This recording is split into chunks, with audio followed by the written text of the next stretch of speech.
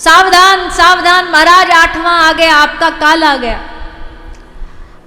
महाराज कंस ने जैसे सुना सोई उठे और भागना चालू किया।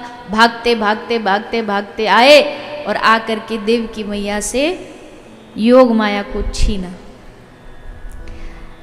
मारने के लिए तैयार। अब देवकी मैया हाथ जोड़ करके कह रही है, भैया तुमने हमारे 6 बालकों को जिंदा जीवित होते जन्म लेते ही मार डाला। मैं उनको प्यार नहीं कर पाई, दुलार नहीं कर पाई, पर भैया आज जरा तो दया दिखा दो। ये तो बच्ची है, बालिका है, ये तुम्हारा क्या बिगाड़ेगी? ये तो कन्या है, इसको मार के तुम क्यों पाप कमा रहे हो, अपराध कमा रहे हो? और वैसे भी एक कन्या की हत्या, एक कन्या को मारना, इससे बड़ा पाप क्या हो सकता है?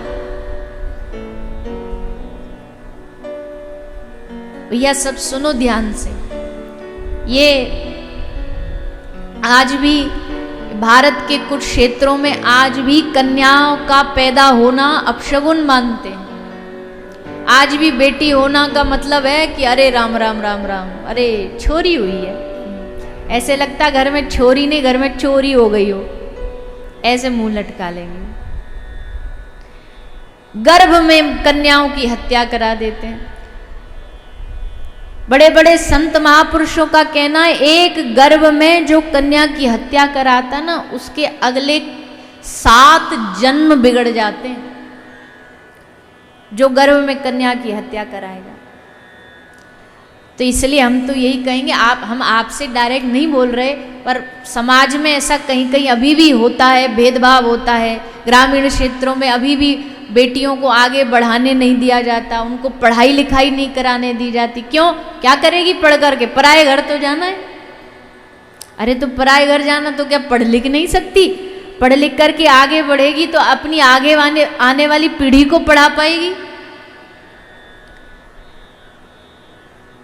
इसलिए पुत्र और पुत्री में कोई भेदभाव नहीं करना चाहिए भैया, सब समान है, सब बराबर है। अगर बराबर मौका दोगे तो जो पुत्र कर सकता है वो बेटी भी कर सकती है, अगर उसको बराबरी का मौका दोगे तो।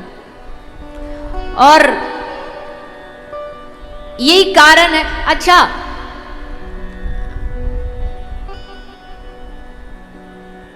कहते हैं कि एक स्त्री की दुश्मन हो जाती है। वो माँ जिसको पता है गर्भ में मेरे कन्या है, वो स्वयं स्त्री है, लेकिन फिर भी गर्भ में उस बालिका को, बच्ची को जन्म से पहले मरवा देगी। या तो उसकी मजबूरी कह लो, घर परिवार में इधर उधर से सास ननद का इधर उधर प्रेशर। पर भैया कुछ भी हो जाए, देखो इस संसार में जिसको भगवान ने भेजा ना, उसका भाग्य भगवान खुद लिख के भेजे। क्यों चिंता करते हो? चाहे पुत्री हो चाहे पुत्र हो, ठाकुर जी संभालेंगे ना, भगवान बनाएंगे ना। तो अंतर नहीं करना चाहिए।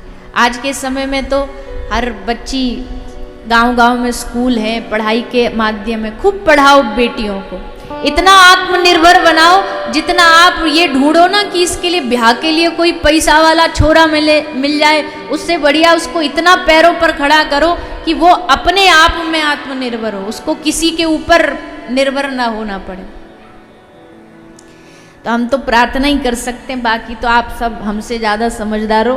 बस इतना मान लो कि पुत्र पुत्री में कोई भेद नहीं करो, उनको बराबर का समझो, बराबर का हिस्सा दो, बराबर का मौका दो। तो गर्भ में ही मार दिया जाता है कन्याओं को। आज देवकी मैया कंस से कहती है, भैया ये तो पुत्री है, ये तो बेटी है, आप इसको तो कम से कम मत मारो। कंस बोला, ना ना ना, मैं जानता हूँ ये नारायण बड़ा चतुर है, मैंने सुनी है कथाओं में कि एक बार देवताओं को, दैत्यों को ठगने के लिए ये मोहिनी बन के आ गया था। क्या पता स्त्री बच्ची बन करके आया है हमको मारने के लिए, इसलिए हम नहीं छोड़ेंगे, हम इसको मार के रहेंगे। लिया, कन्या को हाथ से छीना और पकड़ करके चारों तरफ घुमा के फेंकने ही वाला था कंस कि योग माया हाथ से छूट गई और अष्टभुजा देवी बन करके प्रकट हो गई। अष्टभुजा दुर्गा माता बन के योग माया प्रकट हो गई। कहा, मूर्ख मुझे मारेगा तू, मुझे मारने से तुझे क्या लाभ होगा? क्यों? क्योंकि तेरा मारने वाला तो पहले से ही कहीं जन्म ले चुका है, बस तू दिन गिनता रहे, अब तेरे पास ज्यादा समय नहीं है। कहकर के योग माया अदृश्य हो गई। तो इस प्रकार अभी भी इसके बाद भी कंस ने वसुदेव देवकी को कारागार से मुक्त नहीं किया, कारागार में डाले रखा। जब तक भगवान ने आकर के छुड़ाया नहीं, तब तक वसुदेव देवकी इतने वर्षों तक कारागार में बस इंतजार करते रहे, प्रतीक्षा करते रहे।